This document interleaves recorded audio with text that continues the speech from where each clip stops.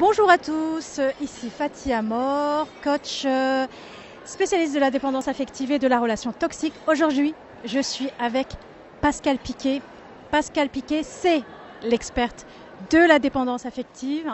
Bonjour Pascale. Bonjour Fatih, bien oui, je suis l'experte pour l'avoir traversée et terrassée, comme tout le monde le sait, en tout cas mes lecteurs et mes clients.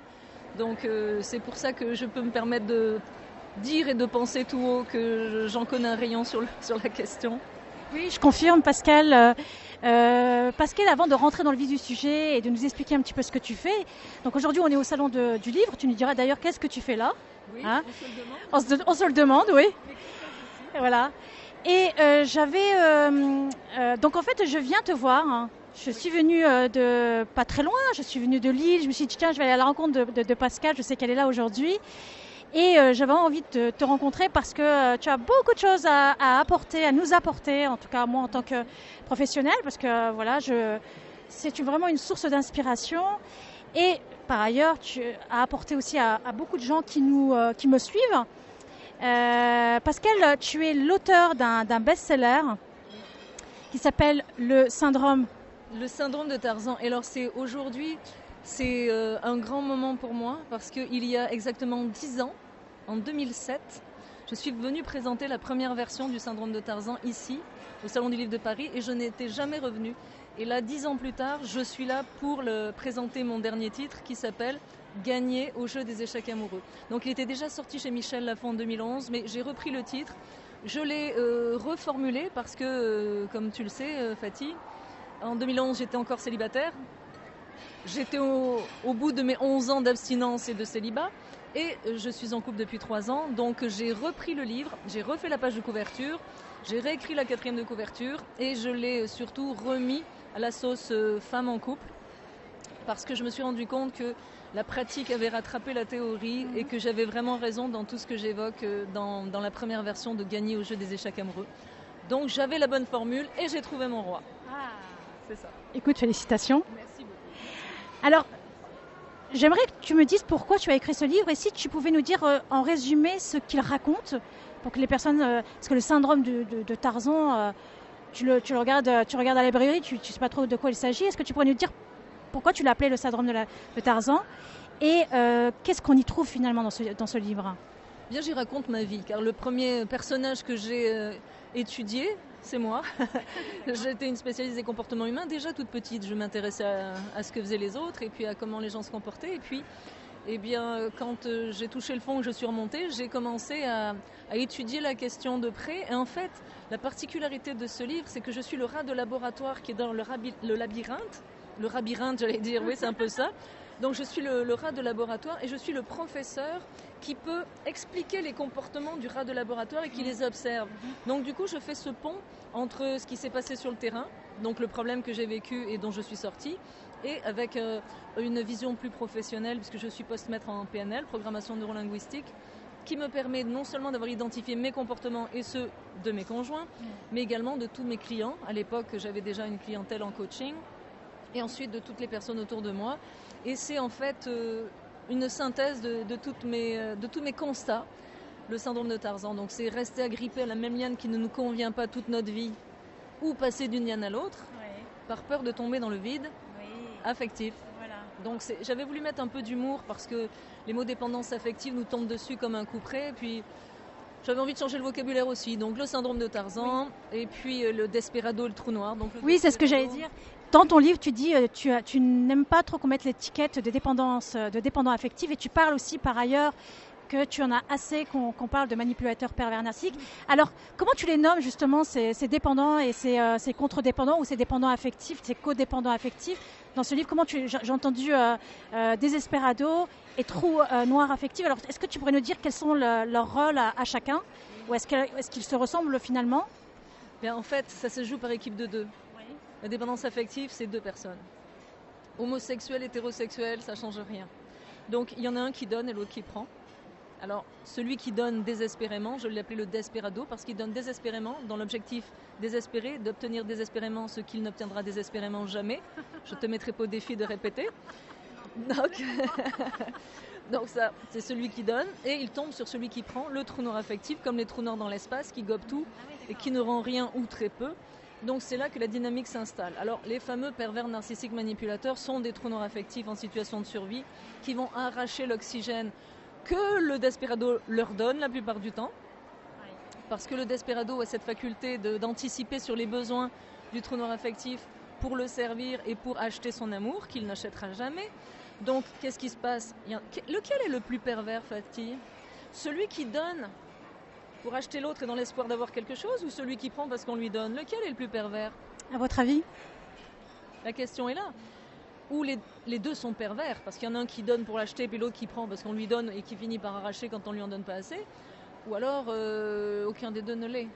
Ils sont les deux en situation de survie et c'est le propre de la dépendance affective. Tu noteras au passage que la dépendance affective a ceci d'amusant, c'est que l'on est dépendant d'une chose que on n'obtient pas. L'alcool, dépendant de l'alcool, on boit, dépendant des narcotiques, on se drogue, dépendant du travail, on travaille, dépendant de la nourriture ou du sexe, il y a quelque chose de concis. Et pourtant? Mais la dépendance affective, on court après ce que l'on ne peut pas avoir, c'est la reconnaissance. Tu sais que les gens pensent qu'ils courent après l'affection? Non. Ils courent après la reconnaissance et l'affection est la traduction de la reconnaissance. Donc c'est pas après l'affection qu'on court. Oui. Si je te touche, je te reconnais. Oui, absolument. Si je t'ignore, là, tu vis dans un vide sidéral que tu sens à l'intérieur. Donc c'est après la reconnaissance que les gens courent, pas du tout après le sexe ou après l'affection. Oui. Ça, c'est un premier plan. Mais plus vous avez besoin de reconnaissance, plus vous courez après des gens pour en avoir, et moins vous en aurez. C'est ça le paradoxe de la dépendance affective. Absolument.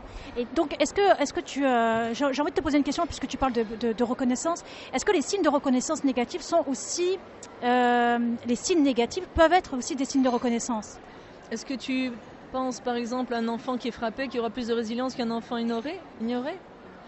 Pas forcément, mais j'aurais envie de te dire même, oui, ça peut se rejoindre. Hein. On peut faire ça, le parallèle avec l'enfant. Je sais où tu veux en venir, mais en tant qu'adulte, justement, quand une femme est violentée par son conjoint ou un homme est violenté par sa femme, est-ce que ça nourrit son besoin de reconnaissance?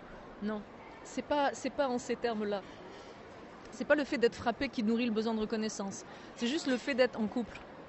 Donc la personne ne peut pas se désolidariser de l'idée du couple, parce qu'on s'entend que c'est pas un couple.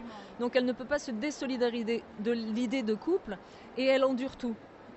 Mais c'est pas parce qu'elle aime les coups, parce qu'elle a la sensation que les coups sont une forme de reconnaissance, pas du tout. Oui. Ça c'est les dégâts collatéraux, je dirais.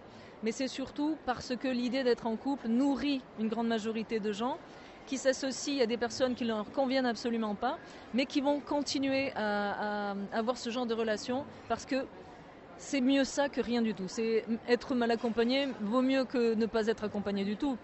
Mais surtout quand j'entends des personnes dire c'est bien fait pour elle, elle est frappée, elle doit aimer les coups, ou c'est bien fait pour lui, sa femme le trompe, il doit aimer être le cocu du village. Ça marche pas avec moi là. Je déteste ces propos-là. Donc je dis à la personne, parfait, je vous emmène en haut du Grand Canyon, je vous mets au bord du précipice, et soit je vous frappe, soit vous sautez dans le vide. Qu'est-ce que vous faites? Donc régulièrement, la personne va répondre, mais je me laisse frapper. Et je leur explique qu'elles viennent de comprendre la dépendance affective, parce que pour les personnes qui souffrent de ce problème-là, se séparer de l'autre, c'est sauter dans le vide, c'est crever. Donc il vaut mieux être frappé, humilié, comme je l'ai été. Je rendais les coups aussi, enfin c'est moi qui attaquais et puis rendais les coups. Mais il vaut mieux vivre des relations épouvantables plutôt que de sauter dans le vide, c'est-à-dire de crever. Donc c'est pas vrai que les gens aiment les coups, c'est pas vrai que les gens aiment être trompés, humiliés, c'est pas vrai, c'est que... Je te remercie de le préciser. Ils ne peuvent pas faire autrement parce que l'idée même de ne plus être en couple les dévaste, Oui. Et ils ont l'impression de crever, Oui. tout simplement. Oui. Et donc tu as parlé du syndrome de Tarzan et tu as récemment un troisième livre qui est... Gagner au jeu des échecs amoureux. Je ne l'ai pas encore lu. Hein. Donc, alors de quoi il s'agit? Je sais que c'est des livres qui sont passionnants, beaucoup de gens en parlent et j'aimerais que tu nous en parles, j'en profite qu'on soit ensemble pour en profiter et nous expliquer un petit peu de quoi il s'agit. Et donc dis-moi un peu... Alors le premier, c'est libérez-vous des liens de la dépendance affective, c'est donc le syndrome de Tarzan. Vous sortez de la jungle. Une fois que vous êtes sorti de la jungle, je vous entraîne sur un échiquier. Pour faire quoi? Pour gagner au jeu des échecs amoureux. Gagner quoi? Le statut de reine pour rencontrer un roi. Parce qu'il faut être une reine d'abord ou un roi d'abord pour rencontrer un roi ou une reine. Ce que ça signifie, c'est que le roi et la reine représentent les gens qui sont équilibrés, le mot fait un peu peur, mais qui sont heureux, versus les pions, les fous, les tours et les cavaliers. Alors le pion, c'est celui qui se laisse manipuler. Le fou, ça se passe de commentaires, le fou, la folle.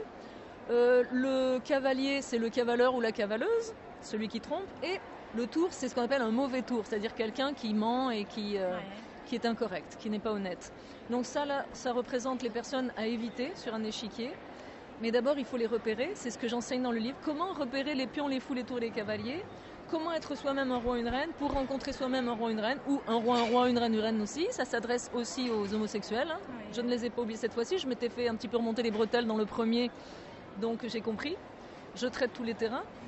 Et c'est donc un livre pour les jeunes adultes qui démarrent leur vie affective, pour ceux qui sont un petit peu plus âgés, qui n'ont toujours rien compris, et qui vont d'un échec à l'autre. Il faut savoir que d'un échec à l'autre, on perd sa confiance. La confiance s'effiloche, et moins tu as confiance en toi, Fatih, plus tu attires des grands prédateurs. Tu vois, c'est inversement proportionnel. Donc, plus ta confiance diminue, plus tu attires des gens qui sont de plus en plus pervers, narcissiques et manipulateurs, parce que toi, tu es de plus en plus en besoin, et voilà comment le match parfait s'opère, et c'est là qu'on est parti pour la foire d'empoigne. D'accord. Alors, comment on sait qu'on est malheureux dans sa relation ? Aimer, c'est être heureux. Oui. Mais quand on commence à souffrir, quand on commence à sentir que l'autre ne nous respecte pas, oui. Quand on commence à avoir des symptômes physiques, de l'insomnie, où on commence à manger beaucoup, à boire un peu trop, à faire toutes sortes de choses qui ne sont pas naturelles et qu'on n'avait pas l'habitude de faire, c'est que ça cache quelque chose. Et en général, le corps va parler, parce que le subconscient va nous envoyer des symptômes ou des compulsions pour nous signaler qu'on n'est pas à la bonne place. L'être humain est un animal de réconfort ou de récompense. Quand il est en déséquilibre, il va chercher des béquilles. Donc soit il va se réconforter, soit il va se récompenser. Dans un cas comme dans l'autre, ce sont des béquilles. Et c'est le résultat d'un déséquilibre. Donc c'est déjà un symptôme. Alors je sais que la vieille croyance, c'est que aimer c'est souffrir, c'est archi faux. Mesdames et messieurs, c'est archi faux. Aimer, c'est être heureux. Et l'amour repose sur mes 4 éléments, mes fameux 4 éléments. Le crack. Oui, tu pourrais nous en dire un peu plus quand même. Crack, pas crac-crac. Ouais. Crack. Ni le crack. Non, ni le crac-crac, non. Le crack, c'est la confiance, respect, admiration, complicité. Confiance, j'ai confiance en moi, j'ai confiance en l'autre et vice-versa. Le respect, je me respecte, l'autre me respecte et vice-versa. Je l'admire, ne pas confondre avec aduler, mais je l'admire. C'est-à-dire que j'aime ce qu'il est et il aime ce que je suis. Je me trouve belle dans ses yeux, il se trouve beau dans les miens. Et la complicité. La complicité, ça repose sur le sexe et sur l'historique. Donc il faut qu'il y ait également une cohérence au niveau sexuel, qu'on s'entende bien de ce côté-là. Et il y a aussi quelque chose qui repose sur l'historique. Plus on connaît l'autre, plus on a une complicité parce qu'on a vécu des choses ensemble et puis on connaît de plus en plus la personne qu'on a en face de soi et ça, c'est là-dessus que repose la complicité. Donc c'est le crack. Alors si il vous manque dans votre relation un ou plusieurs de ces éléments, il y a péril en la demeure. D'ailleurs, tu parles de ça, j'ai envie de te poser la question. Quels sont les conseils que tu pourrais donner justement à une personne qui se retrouve malheureuse, qui souffre, qui part vers des symptômes corporels ou qui part vers des addictions pour combler justement ses manques? Qu'est-ce que tu pourrais lui dire à cette personne ou à ce couple qui est malheureux finalement? Qu'est-ce qu'il pourrait faire finalement? Quelle est la démarche pour aller mieux dans sa relation affective? Dans un premier temps, c'est de lire le syndrome de Tarzan. Comme ça, on s'y retrouve. Là, on sait un peu dans quel camp on joue. Est-ce que je suis trou noir, Desperado? Pourquoi je souffre? Ça vient des mauvaises programmations. La dépendance affective, ce sont des mauvaises programmations. C'est pas du tout une maladie. De ta conception jusqu'à aujourd'hui, tu es programmé par les gens qui t'ont encadré et les événements malheureux qui se sont produits. Si ce sont des événements heureux, on s'entend que vous êtes heureux, puis je pense pas qu'on ait ce genre de conversation avec des personnes comme ça. Mais c'est ça les mauvaises programmations. Oui. Donc ça te donne une image des comportements humains et de toi-même complètement faussés et erronés. Donc tu penses que tu ne vaux rien, alors qu'est-ce que tu fais? Tu veux sauver un moins que rien. Moins que rien, c'est pas grand-chose, et quand tu essaies de remonter un moins que rien, au lieu de remonter, tu coules avec. Ouais. Voilà le problème, c'est le fameux syndrome du sauveur. Donc mesdames et messieurs, vous ne pouvez sauver personne et vous n'êtes responsable de personne en dehors de vous-même. Même Dieu ne peut sauver personne, le sais-tu? Aide-toi, le ciel t'aidera. Donc même Dieu, sans le concours de la personne, ne peut pas faire grand-chose. Alors, soyez plutôt, je dirais, bon envers vous-même. C'est vrai que ça fait cliché, mais Si on ne s'aime pas, comment on peut aimer quelqu'un ? Mais comment on fait ? Mais même si tu ne t'aimes pas, comment peux-tu imaginer que l'autre t'aime ? C'est pas possible. C'est comme si tu vendais un produit auquel tu ne crois pas. Donc tu dis, vas-y, achète mon produit. Mais finalement, mon produit est mauvais. Mais tu vas l'acheter ? Non. Donc ça part de là. Si je ne m'aime pas, je ne suis pas capable d'aimer quelqu'un, puis je ne comprends pas comment quelqu'un peut m'aimer. D'où la jalousie. Oui. Donc tous ces sujets sont abordés dans le syndrome de Tarzan. Et ensuite, on rebondit sur gagner au jeu des échecs amoureux, qui permet un travail sur soi-même, un travail pour reconstruire la confiance et l'estime à travers la lecture, de façon à être soi-même un roi ou une reine, et d'aller chercher un roi ou une reine aussi. Quelqu'un d'heureux. En fait, ça veut dire quelqu'un d'heureux. Donc à partir de là, moi je ne suis pas pour l'équilibre à tout prix. Ça c'est un sport olympique, je dirais. Je serai une championne olympique de l'équilibre, c'est mon métier. Comme toi, on fait ça pendant qu'on dort, pendant qu'on mange, pendant qu'on est en vacances, on fait ça tout le temps. Mais je suis pour le bonheur. Oui. Donc des gens qui vont trouver un bonheur, peu importe, même s'il s'agit de trouver du confort dans l'inconfort, si pour eux le confort dans l'inconfort reste confortable, je suis d'accord avec ça, j'ai pas de problème avec ça. Je suis anti-souffrance. Voilà, c'est ça mon débat. Et si tu avais trois conseils à donner justement pour après, bon, tu as parlé de ton livre, le syndrome de Tarzan, mais concrètement, si on n'a pas le livre entre les mains et qu'on se sent vraiment pas bien, et on sent que là, on est au summum de notre souffrance, là tout de suite, qu'est-ce que tu pourrais conseiller ? Il faut aller chercher de l'aide, tout de suite aller chercher de l'aide. Certains seront confortables avec les psychologues ou les psychiatres. D'autres viendront vers des coachs comme toi et moi. Chacun ira vers la personne qui correspond le plus à sa personnalité. Oui. Mais il faut faire quelque chose parce que le cancer, la dépendance affective, c'est un cancer qui ronge le cœur et l'âme. Oui. Et ça va jusqu'à tuer. C'est-à-dire que j'en suis la preuve vivante. C'est amusant de dire j'en suis la preuve vivante, j'ai failli en tuer 2, mais c'est vrai. Oui. Donc soit on tue l'autre, soit on tue l'amant ou la maîtresse, soit on se tue soi-même. Je vais même élargir le problème. Une personne m'a demandé hier ce que je pensais des actes de terrorisme. Et elle se demandait comment... Mais des actes de terrorisme, il paraît qu'ici en France, un homme aurait tué toute une famille. En fait, c'est toujours un besoin de reconnaissance. Que ce soit que ce personnage-là ait tué les membres de sa famille, c'est certainement parce qu'il n'était pas reconnu. Qu'un enfant, un ado, rentre dans une école avec un fusil puis se mette à tuer toutes les personnes autour de lui. Que des terroristes suivent des consignes qu'on leur a données, c'est toujours un besoin de reconnaissance. Être reconnu par les chefs terroristes. La peur de ne pas être aimé. La reconnaissance, toujours, oui, à travers la peur de ne pas être aimé, mais je fais ça pour être reconnu. Parce qu'on ne m'a pas reconnu, je vais tuer, je vais jusque-là. C'est épouvantable pour quelqu'un qui n'est pas reconnu. Un desperado qui donne, s'il n'est pas reconnu, il peut être très violent, regarde-moi. Oui. Quand j'étais desperado, je suis devenue extrêmement violente, parce que tu as des attentes qui ne sont pas comblées. Et moins elles sont comblées, plus tu donnes, moins elles sont comblées. À un moment donné, tu exploses. Oui, donc tu es en train de un petit peu briser le mythe qui consiste à dire que le dépendant affectif est quelqu'un de soumis, qui ne dit rien, et qui fait tout pour plaire, et qui reste dans son coin, qui ne bouge pas, et qui est malheureux. Ben ça, tu viens de décrire le desperado, mais un desperado qui n'est pas nourri à un moment donné. Souviens-toi de cette phrase. Après tout ce que j'ai fait pour toi, ça c'est un langage de desperado. Après tout ce que j'ai fait pour toi. Donc oui, il est soumis, oui, il est esclave, oui, il va tout endurer jusqu'au jour où... Alors il y en a qui vont pas bouger, qui vont se laisser détruire, il y en a d'autres qui vont réagir et ils peuvent devenir très violents. Ce sont des desperados qui d'un seul coup, à force de poussés par ce besoin de reconnaissance, à force de poser des gestes pour être reconnus, qui n'ont pas donné ce résultat, ben, ils prennent un fusil. Et c'est là que ça devient dramatique. Et c'est comme ça qu'on tombe sur tous les drames oui. dont les médias nous abreuvent. Oui. Et c'est toujours un problème de confiance et d'estime. Tous les maux des êtres humains reposent sur le manque de confiance et d'estime. À l'inverse, quand tu développes ta confiance et ton estime, et c'est ce que je vous conseille, mesdames et messieurs, développez votre confiance et votre estime. C'est l'effet domino, ça règle tous les problèmes. Moi, j'ai des clients comme toi, certainement, qui viennent me voir, ils ont une liste, tu sais, ils déploient une liste de peurs et de problèmes qu'ils ont, puis moi je les regarde en souriant, puis je leur dis, regarde, l'antidote à ce que tu viens de dénoncer, c'est la confiance et l'estime. Oui. Donc c'est le nerf de la guerre, oui. Et c'est là-dessus qu'il faut travailler sur ce point précis. La dépression, le burn-out, l'anxiété, les phobies, les tics obsessionnels compulsifs, la volonté de se suicider reposent sur le manque de confiance et d'estime.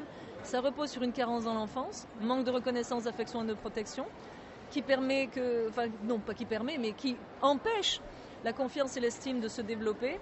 et qui nous pousse dans toutes sortes de problèmes pour la pure et simple raison que, sous certains aspects, on reste un enfant. Donc on est un enfant face à un monde d'adultes cruels, et puis on est complètement dévasté parce qu'on n'a pas ce pouvoir, on pense qu'on n'a pas le pouvoir et la puissance de réagir face à ce monde-là. On se retrouve dans des chaussures d'enfant, et on se retrouve dans les situations que je viens d'évoquer. Écoute, je te remercie vraiment, c'est très riche d'échanger avec toi. J'aime beaucoup ton point de vue. Je te rejoins absolument dans tout ce que tu dis. J'aurais envie de te demander, déjà, où est-ce qu'on pourrait trouver tes bouquins? J'imagine qu'on peut les trouver dans toutes les librairies. Le syndrome de Tarzan, c'est plutôt sur Amazon, donc amazon.ca ou amazon.fr, parce qu'il est sorti en 2015. Mais Amazon a toujours ces titres-là. Gagner au jeu des échecs amoureux vient de sortir, on est déjà en réimpression. On a déjà vendu tout notre stock, donc... il n'était pas disponible. Non, mais ça y est, il est revenu, ça y est, on a envoyé ça par avion, par montgolfière, par hélicoptère, ça y est. La France et l'Europe sont à nouveau fournis, donc vous pouvez le trouver en ce moment, il est sorti en 13 février 2017. Donc là, on est en fin mars 2017, il était déjà en rupture de stock, donc on a fait un réassort. Il est dans toutes les librairies. Pour l'instant, il est dans toutes les librairies, mais Amazon toujours, amazon.fr.